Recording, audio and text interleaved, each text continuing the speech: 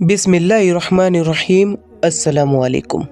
दोस्तों, कौम लूत एक ऐसी कौम जिन्होंने दुनिया में सबसे पहले हम जिन्स परस्ती होमोसेक्सुअलिटी की शुरुआत की, यानी मर्द ने मर्द से और औरत ने औरत से जिनाकारी की शुरुआत की।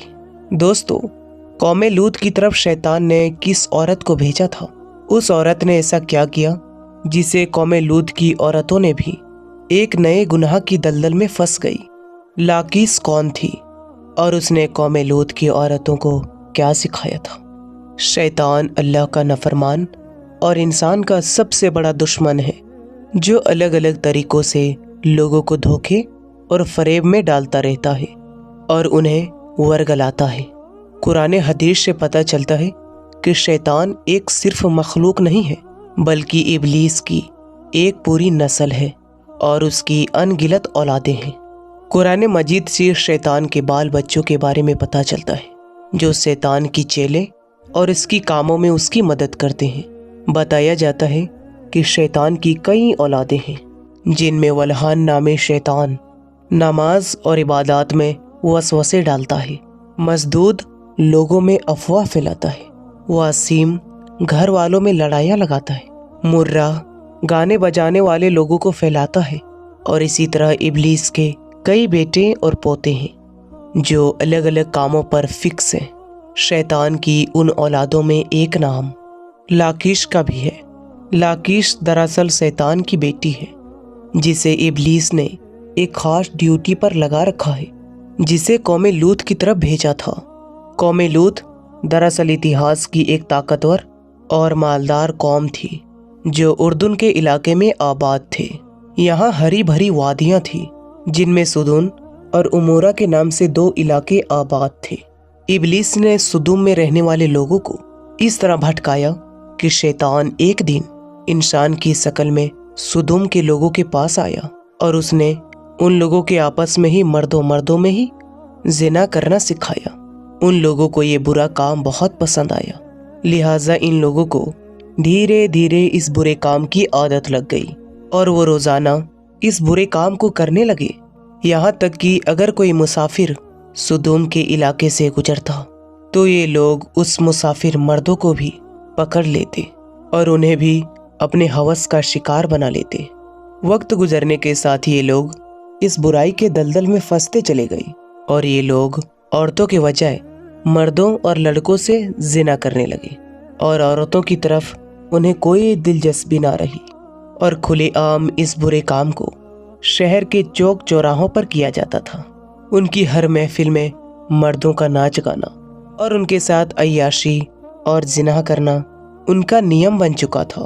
अल्लाह ने उनके तरफ अपने बंदे और नबी हजरत लूत अलैहिस्सलाम को भेजा, जिन्होंने सुदुम के लोगों को इस गंदे काम से तौबा करने को कहा और फरमाया, तुम लोग वो बेहयाई काम करते हो जो तुमसे पहले इस जमीन पर किसी ने नहीं किया है। तुम मर्दों के पास जाकर अपनी ख्वाहिश पूरी करते हो और अपनी औरतों को छोड़ देते हो।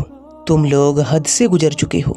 लेकिन कौम लूत पर इन सभी बातों का कोई असर ना हुआ, बल्कि वो उल्टा लूत अलैहिस्सलाम के खिलाफ हो गए और उन्हें मजबूर करने लगे कि तुम इतने ही नेक और पाक हो तो इस बस्ती से निकल जाओ। सुदुम के लोगों का मर्दों से जिना करना सिर्फ एक गुनाह ही नहीं था, बल्कि इस काम से वो खुदा के बनाए हुए कामों को तबाह बर्बाद कर रहे थे और ऐसे गंभीर जुर्म की शुरुआत कर चुके थे जिनसे इंसानों की आबादी बढ़ने का सिस्टम ख़त्म हो रहा था।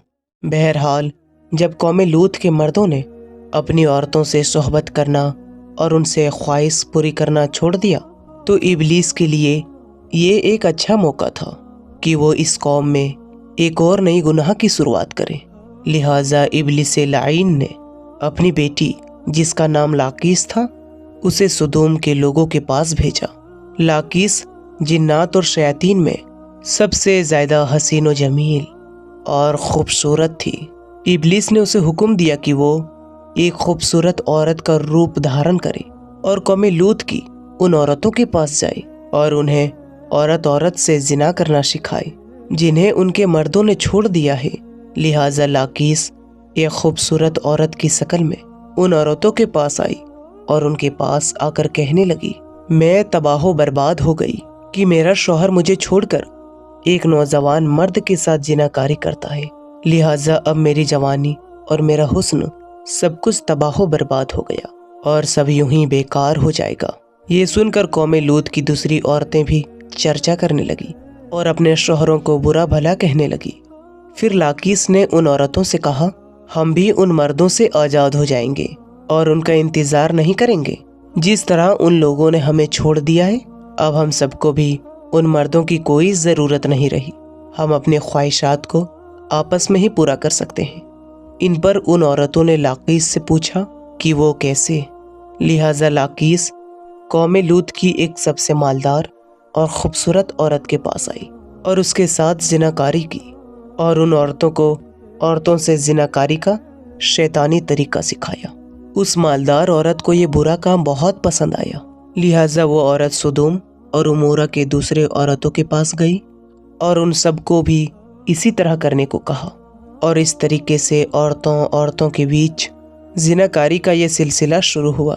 جب ان مردوں نے دیکھا کہ عورتیں اپنے ساتھ خواہش پورا کر رہی ہے تو ان مردوں نے اپنی عورتوں کو اس برے کام سے منع نہیں کیا، وہ خود بھی اس برے کام میں ڈوبے رہے اور اپنی عورتوں کو بھی اس گناہ میں شامل کرتے رہے۔ آخر کار جب قوم لوط کی سرکشی اور گناہ حد سے زیادہ بڑھ گئی تو اللہ تعالیٰ نے ان پر پتھروں اور آگ کے انگار کے عذاب بھیجا جس میں ان کے جسموں کے پرکچے اڑ گئے۔ سدوم اور عمورہ کی 5 بستیاں بالکل تباہ و برباد ہو گئی۔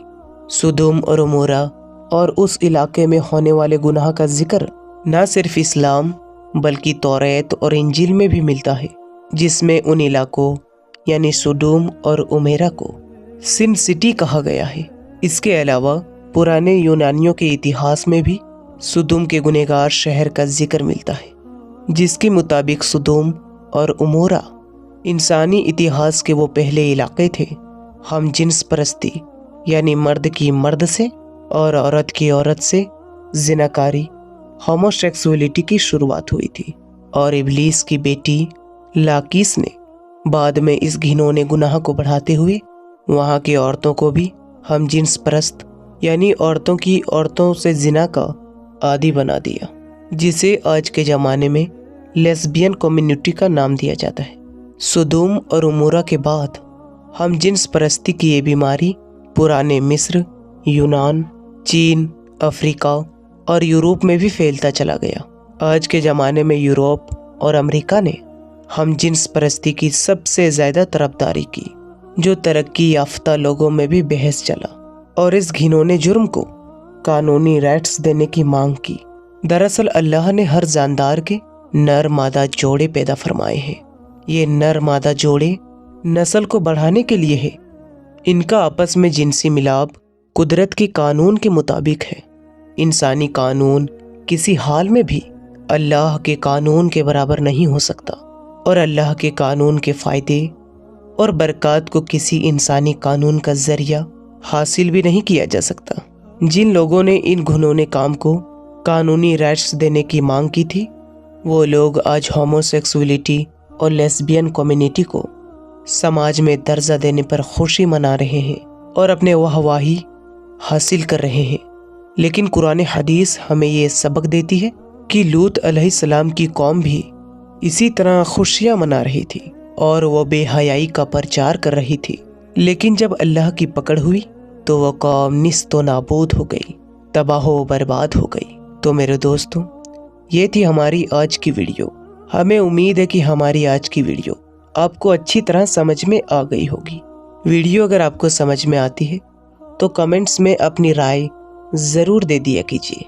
ایسا کرنے سے ہمیں پتہ چلتا ہے کہ آپ کو ویڈیو سمجھ میں آ رہی ہے یا نہیں، تاکہ ہم اپنی ویڈیو کو آگے اور بھی آسان کر سکیں۔ تو میرے دوستوں، ویڈیو اگر پسند آئی ہے تو لائک اور شیئر کر دیجیے گا۔ ملیں گے انشاءاللہ تعالیٰ پھر اگلی ویڈیو میں۔ تب تک کے لیے آپ اپنا اور اپنوں کا بہت ہی زیادہ خیال رکھیں۔ تب تک کے لیے السلام علیکم، اللہ حافظ۔